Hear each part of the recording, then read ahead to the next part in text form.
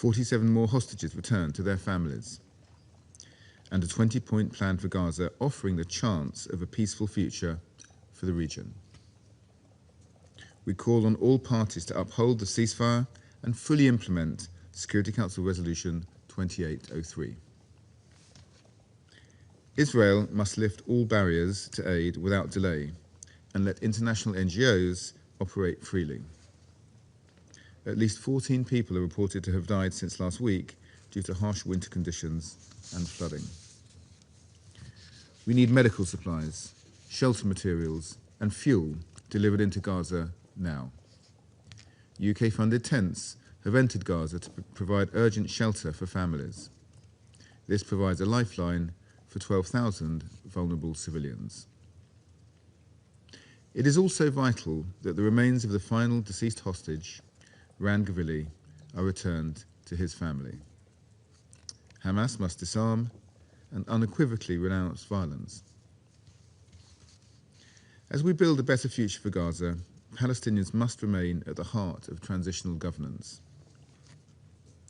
And amidst progress on Gaza, we must not lose sight of the West Bank. It faces an unprecedented crisis, which risks undermining the 20-point plan and regional peace. So in that context, I'd like to make 3 points. First, this year has witnessed an unprecedented rise in settler violence against Palestinians, with 260 attacks in October alone. We condemn all such attacks. President Herzog and Prime Minister Netanyahu have committed to tackling settler violence. This must translate into concrete actions to protect Palestinian civilians and hold those responsible to account. We were shocked by reports of Israeli authorities entering an UNRWA compound on 8 December without authorization. UN premises are inviolable.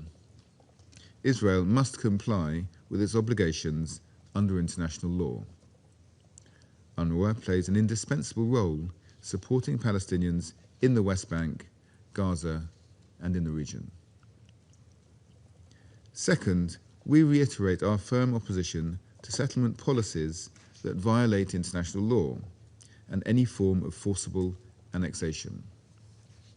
The reported approval of 19 new settlements in the West Bank, continued evictions of Palestinian families in Silwan in East Jerusalem, and the expropriation of the entire Acropolis of Sebastia and surrounding lands take us further away from peace. Third, the economic situation in the West Bank remains on a cliff edge. We call on Israel urgently to release withheld tax revenues, increase shekel transfer limits, and confirm a longer-term extension for correspondent banking relationships to avert economic collapse. President, the year ahead offers a chance to turn a page on 2 years of tragedy and chart a course towards peace. The UK will work with all our partners to implement Resolution 2803, promote West Bank stability, and develop an irreversible pathway towards a two-state solution. I thank you. I thank the representative of the UK for his statement, and I give the floor to the representative of Pakistan. Thank you, President. Pakistan joins colleagues in strongly condemning the heinous attack in Sydney at a religious gathering. We extend our deepest condolences to the families of victims and wish a speedy recovery to the injured. Pakistan unequivocally condemns terrorism in all forms and manifestations. We also thank Deputy Special Coordinator Ramiz Al-Akbarov for his sobering briefing. The Palestinian people have endured decades of illegal occupation marked by dispossession and denial of their inalienable rights.